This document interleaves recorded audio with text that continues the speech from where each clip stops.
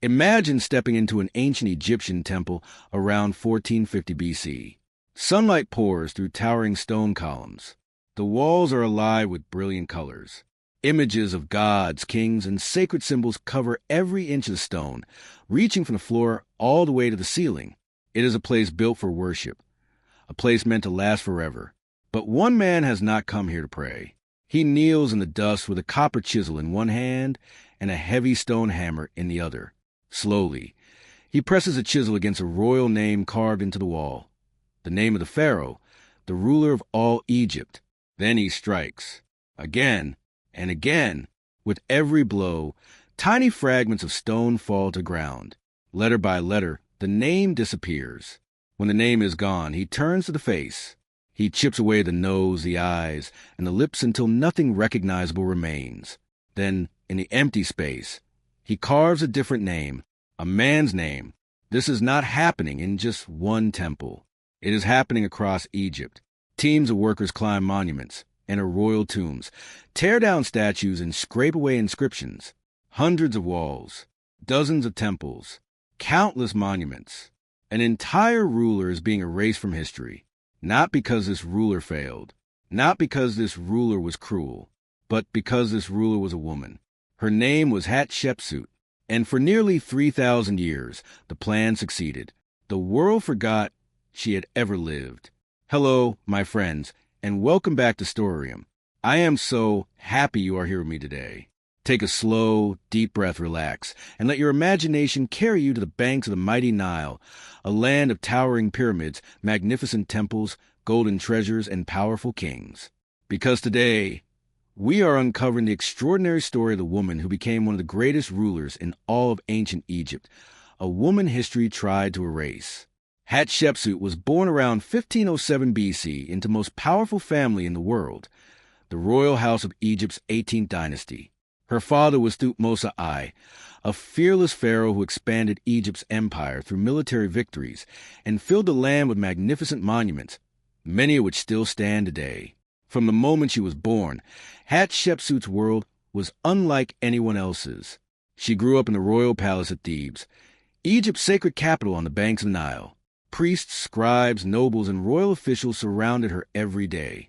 She learned to read and write hieroglyphs, mastered religious ceremonies, and studied the traditions that held the kingdom together.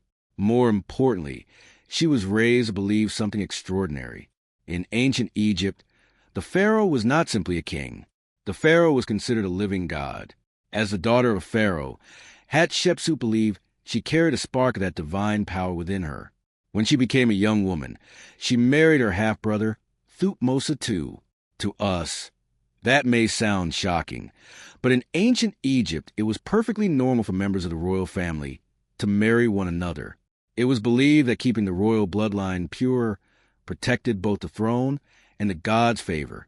When Thutmose II became pharaoh, Hatshepsut became his great royal wife, the highest-ranking queen in Egypt.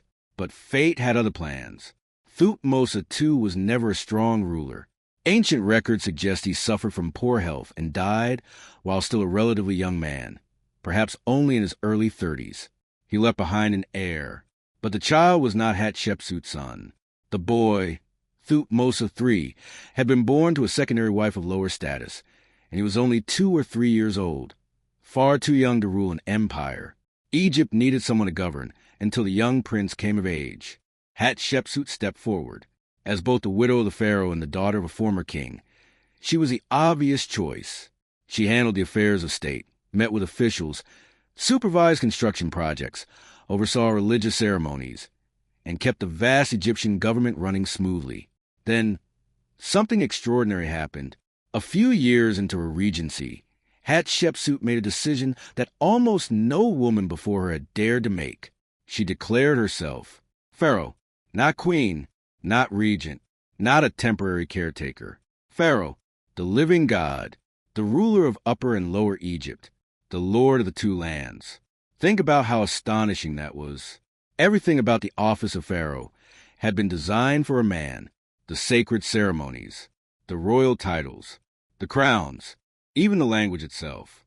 Every prayer referred to the ruler as he. Egypt had known powerful queens before, But the pharaoh was believed to be the earthly son of the sun god Ra. He wore a ceremonial false beard as a symbol of divine authority. Artists portrayed him as a broad-shouldered, powerful man marching confidently into eternity. So, Hatshepsut did something remarkably clever. She embraced the symbols of kingship. Instead of fighting against them, she wore the double crown, combining the white crown of Upper Egypt with the red crown of Lower Egypt. She fastened the ceremonial false beard beneath her chin.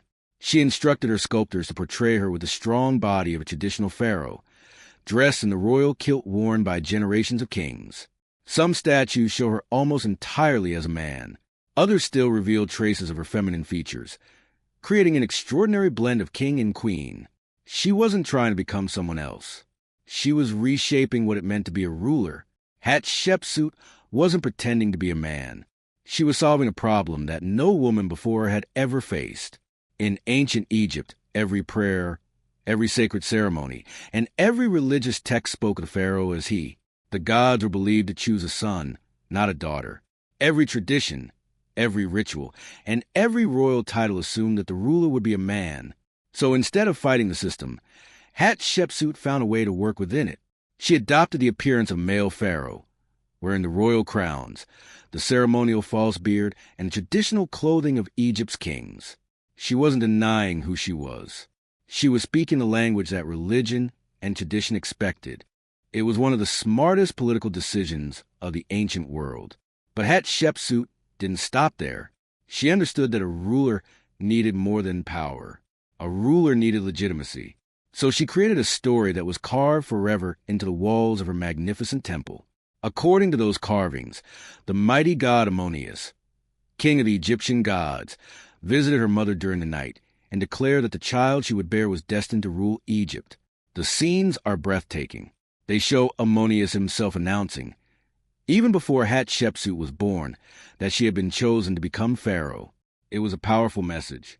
She was telling every priest, every noble, every soldier, and every farmer across Egypt, I did not steal this throne. The gods gave it to me before I was even born. Although young Thutmose III remained the official heir, Hatshepsut never removed him from the throne.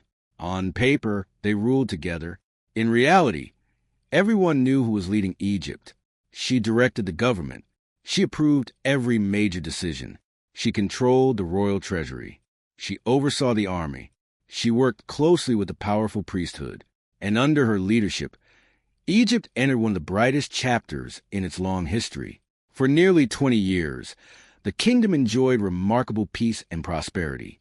Unlike many pharaohs before and after her, Hatshepsut was not obsessed with conquest. She understood that true greatness could be achieved without constant war. Instead of sending armies into distant lands, she sent ships. She invested in trade. And that decision transformed Egypt. Around 1477 BC, Hatshepsut launched one of the most ambitious trading expeditions the ancient world had ever seen. 5 enormous ships sailed south along the Red Sea toward a mysterious land known as Punt. Even today, historians still debate exactly where Punt was. Most believe it lay somewhere along the eastern coast of Africa, in the region of modern-day Somalia, Eritrea, or Ethiopia. To the Egyptians, Punt was almost mythical. It was a land filled with rare treasures, exotic animals, precious woods, fragrant resins, and valuable plants unlike anything found in Egypt. The journey was an extraordinary success. Months later, the ships returned overflowing with riches: gold, ebony, ivory, animal skins, exotic creatures, and perhaps the most remarkable cargo of all, living myrrh trees. Their roots had been carefully wrapped in baskets so they could survive the long voyage home. Myrrh was one of the ancient world's most treasured resources.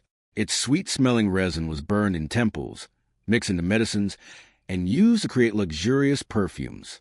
Hatshepsut was so proud of the expedition that she planted the living myrrh trees in the gardens surrounding her temple. For the first time, a piece of the distant land upon had been brought to Egypt alive. No ruler before her had ever attempted anything so ambitious. She proved that a nation could become stronger not only through conquest, but through exploration, trade, and diplomacy. That achievement is still carved into stone today.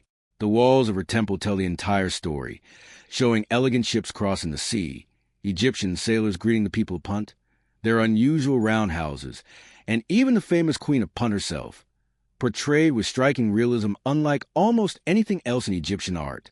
Every carving celebrates curiosity instead of war, and those carvings lead us to Hatshepsut's greatest masterpiece, el-Bahari. Even today, it takes your breath away. Built against the towering limestone cliffs on the west bank of the Nile, near modern-day Luxor, the temple seems to rise naturally out of the mountain itself. 3 magnificent terraces stretch toward the sky, connected by graceful ramps and lined with elegant rows of towering columns that glow warm gold beneath the Egyptian sun. Its walls are covered with scenes of the expedition to Punt, the story of Hatshepsut's divine birth, and offerings made to the gods. Every stone was designed to tell future generations one simple message: Hatshepsut ruled Egypt. And more than 3,000 years later, the temple is still standing. The brilliant mind behind this architectural wonder was a man named Senenmut. Unlike most of the powerful people surrounding Hatshepsut, Senenmut was not born to royalty. He came from an ordinary family. Yet through talent, intelligence, and unwavering loyalty, he rose higher than almost anyone else in Egypt. He became Hatshepsut's chief architect, her closest advisor, and one of the most influential officials the kingdom had ever known. Some historians even believe their relationship may have gone beyond politics, although no one can say for certain. What is certain is the extraordinary trust Hatshepsut placed in him. Senenmut accumulated more official titles than any non-royal Egyptian in recorded history. He was even granted the incredible honor of building his own tomb directly beneath Hatshepsut's temple, an almost unimaginable privilege that has fascinated historians for over 3,000 years. Whatever the true nature of their relationship, one thing is clear. Together, they created one of the greatest architectural masterpieces of the ancient world. Around 1458 BC, Hatshepsut's remarkable life came to an end. She was probably in her late 40s. Exactly how she died remains a mystery. Modern scientists have studied objects discovered in her tomb, including a small bottle believed to have contained skin cream. Chemical analysis suggests it may have included a toxic ingredient. Some researchers believe years of using the cream may have slowly poisoned her. Others disagree. After more than 3,000 years, the truth remains unknown. For a little while after Hatshepsut's death, life in Egypt continued as though nothing had changed. When Hatshepsut died, the throne finally belonged to Thutmose III. By then, he was no longer the small child she had once ruled beside. He had grown into a skilled military commander, confident, ambitious, and ready to lead Egypt himself. Over the years that followed, Thutmose III became one of the greatest warrior pharaohs in Egyptian history. He marched his armies across the ancient Near East, won battle after battle, and expanded Egypt's empire farther than ever before. It seemed as though history had found its next great ruler. But then, something unexpected happened. Nearly 20 years after Hatshepsut's death, Thutmose III gave a chilling command: erase her. Almost overnight, teams of workers spread across Egypt. They climbed temple walls. They entered royal tombs. They pulled down statues. They hammered away at monuments that had stood for generations. Wherever Hatshepsut's name appeared, they carved it away. Wherever her face looked out from a wall, they destroyed it. Her statues were smashed into countless pieces and buried in hidden pits near her own temple. In many places, her image was replaced with that of her father, her husband, or even Thutmose III himself. It was more than an act of revenge. It was an attempt to erase an entire life, to make future generations believe that Hatshepsut had never existed at all. But why? That question has puzzled historians for more than 100 years. Some believe Thutmose III never forgave the woman who ruled while he was still a child. Others think the reason was far more political. Perhaps he feared the future. If history remembered that a woman had successfully ruled Egypt as pharaoh, another woman might one day claim the throne. By removing Hatshepsut from history, he wasn't just destroying the past. He was trying to shape the future. Whatever his reason, the plan worked astonishingly well. For more than 3,000 years, the world forgot Hatshepsut. The official list of Egypt's rulers skipped directly from Thutmose II to Thutmose III, as though those 20 remarkable years had never happened. Imagine that, a ruler who governed one of the world's greatest civilizations for 2 decades, simply erased. 3,000 years, 30 centuries of silence. Empires rose and collapsed. Egypt passed from the Persians to the Greeks, then the Romans, the Arabs, the Ottomans, and eventually the British. Languages evolved. Religions changed. The world transformed. Yet Hatshepsut remained hidden beneath damaged carvings and broken statues, as though she had never taken a single breath. Then, in the 19th century, something extraordinary began to happen. Archaeologists started examining Egypt's temples more closely, and they noticed strange clues. Some carvings looked different. Names had clearly been replaced. Faces had been deliberately chipped away. The destruction had been thorough, but it hadn't been perfect. Beneath the newer carvings, faint outlines of the originals could still be seen. It was like reading an old manuscript whose words had been scraped away, yet still whisper beneath the new writing. The walls of Egypt had been keeping a secret. Piece by piece, stone by stone, year after year, scholars slowly uncovered the truth. There had been another pharaoh, a forgotten ruler, a woman. Little by little, her voice emerged from the silence, as if the stones themselves had finally decided to speak. Then came one final mystery. In 2007, Egyptian archaeologist Zahi Hawass announced an astonishing discovery. A mummy found years earlier in an unmarked tomb in the Valley of the Kings had finally been identified. It was Hatshepsut. The evidence came from something almost unbelievably small, a single broken tooth. Archaeologists had discovered a wooden box bearing Hatshepsut's name. Inside was one lone molar. When scientists scanned the mysterious mummy, they found an empty space in the jaw that matched the tooth perfectly. DNA evidence provided even more support. After more than 3,000 years, the woman history had tried to erase had finally been found.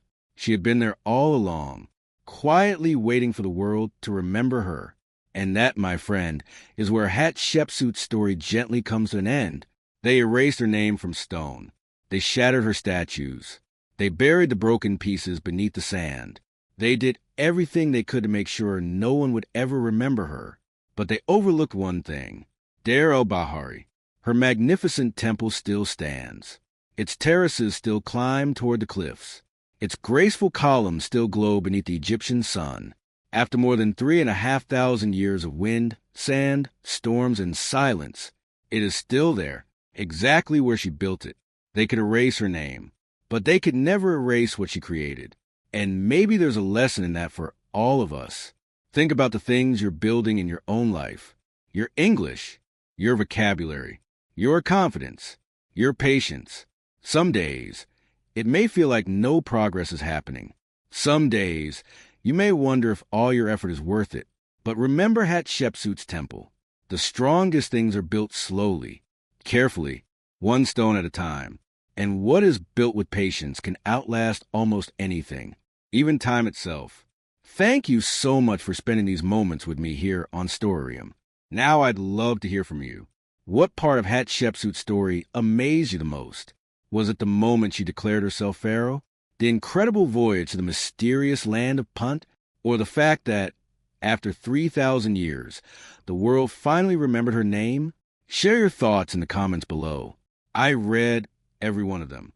Until our next journey together, take good care of yourself and never stop learning.